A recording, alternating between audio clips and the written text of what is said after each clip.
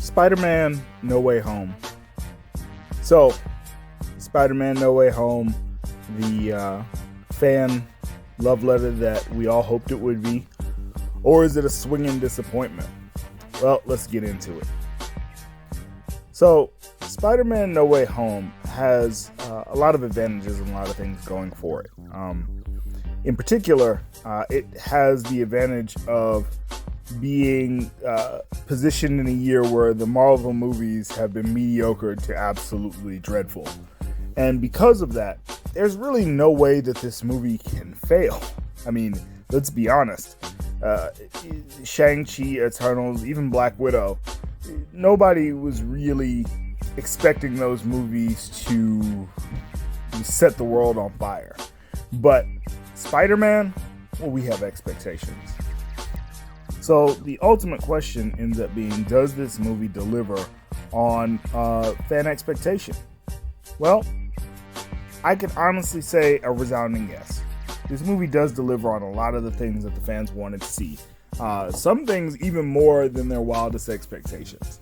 So if that was a concern of yours, you can put that to bed. Because like I said, this movie is obviously for the fans.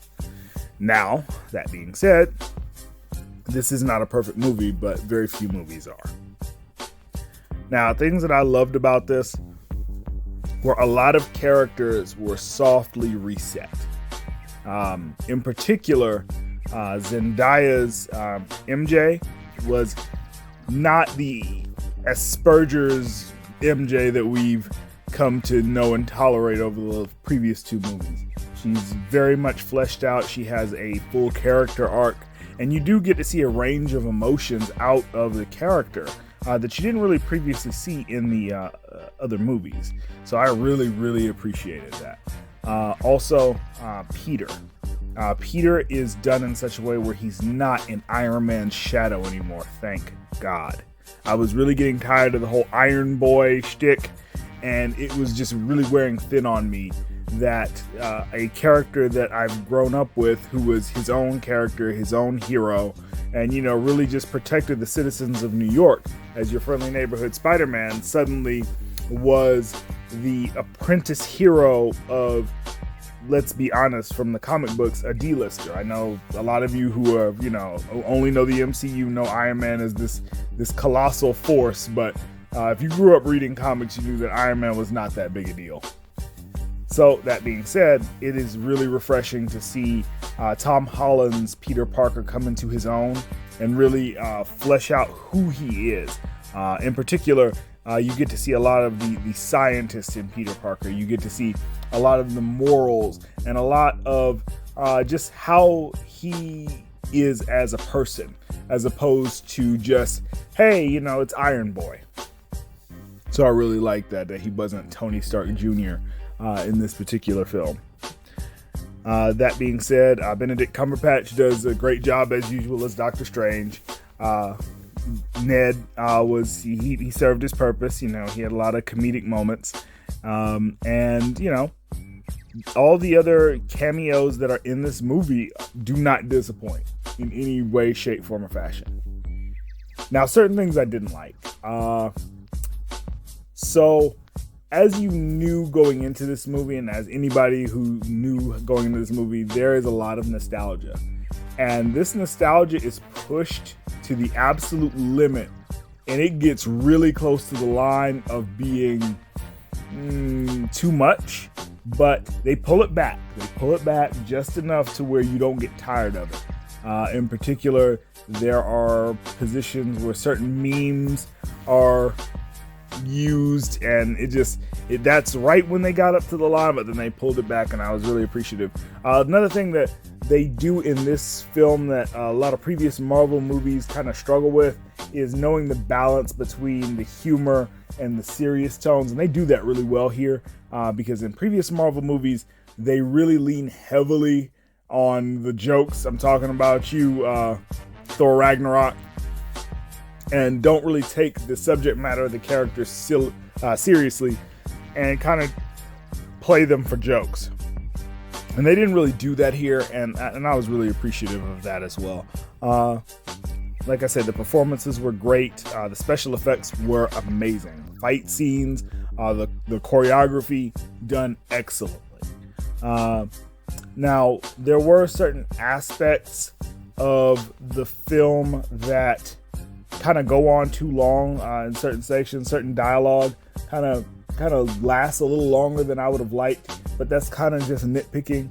If you really want to have a fun time at the movies, this is definitely it, especially given how weak the other Marvel movies have been this year.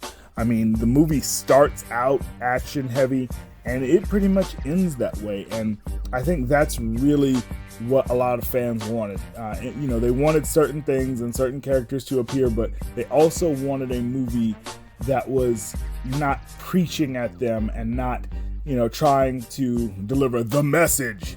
And I feel like this movie really shied away from just having message-heavy, preachy tones to it. And I really, really appreciated that as well. It was not heavy-handed in any real way.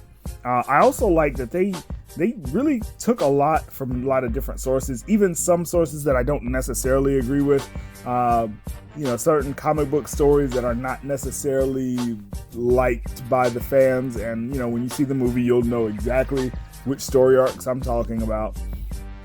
But they also lifted heavily from the PS4 Insomniac games, which I was very surprised by.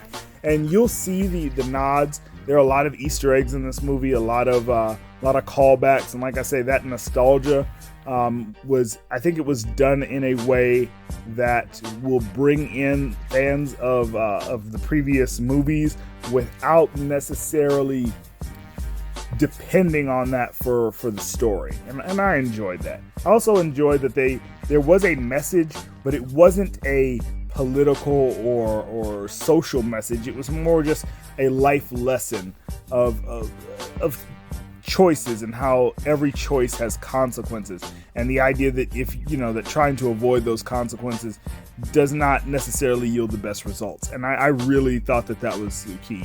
This movie definitely appealed to fans of all ages. If you grew up like in the comics, there's something for you. If you grew up with the animated series, there's something for you. If you started with the Tobey movies, there's something for you. If you started at the Andrew Garfield movies, there's something for you. There is something for everybody in this movie. People of all ages, including children. Now, one thing I have to say, saying that, it is for everybody, there was a little more profanity than I would have liked, but it wasn't heavy, but it is there. So if you are conscious of that kind of thing, if that kind of thing bothers you, then you need to know beforehand that it is there. But like I say, it was really cool. The after credit sequences, both of them were good. So there were 3 after credit sequences, and you need to stick around for all 3. They all have their own importance. But if the MCU continues on this path, I really feel like it will become what it was before, the titan and the juggernaut at the box office that it was before Endgame.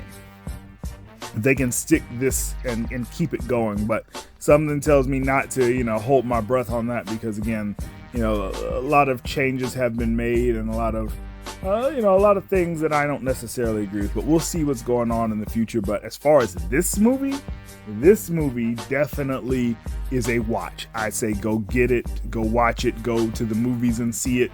Don't wait, just go and see it. You will not be disappointed. I'm definitely gonna buy this on 4K Blu-ray as soon as it's available. And I don't really buy all the Marvel movies when they are available for purchase, but I'm definitely buying this one. So that's pretty much it for this review, guys. Like I say, I really enjoyed this, and I'm going to give this a 9.5 out of 10. All right, guys, so that's it.